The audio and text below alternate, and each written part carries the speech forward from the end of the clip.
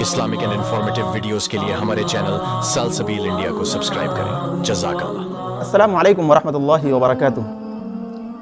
روزے کی مناسبت سے ایک مسئلہ آپ کی خدمت میں عرض ہے، اور وہ یہ ہے کہ جو ہوٹلوں میں طباخ ہوتے ہیں، باورچی ہوتے ہیں، شیف ہوتے ہیں، تو کیا روزے کی حالت میں یہ کھانا بناتے ہیں، سالن ہے، دال ہے، دوسری چیزیں ہیں جو گریوی ہوتی ہیں، کیا ان کا ذائقہ، ان کا نمک چکھنے کی اجازت ہے یا نہیں؟ کیا ان باورچی لوگوں کے لیے اگر یہ کام کر لیا تو روزہ ٹوٹ جائے گا یا نہیں ٹوٹے گا؟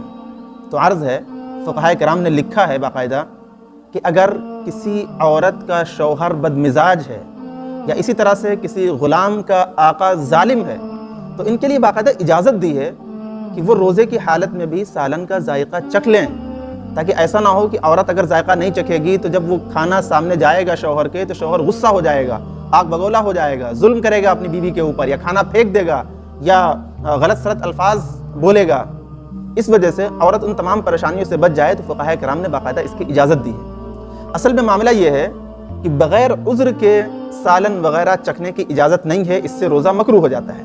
لیکن ظاہر ہے کہ جو طباخ ہوتے ہیں، جو شیف ہوتے ہیں، باورچی ہوتے ہیں کسی ہوٹل میں، تو ان کے پاس وہ عذر موجود ہے، ان کا گزر بسر اسی ہوٹل کے کھانا پکانے پر ہوتا ہے۔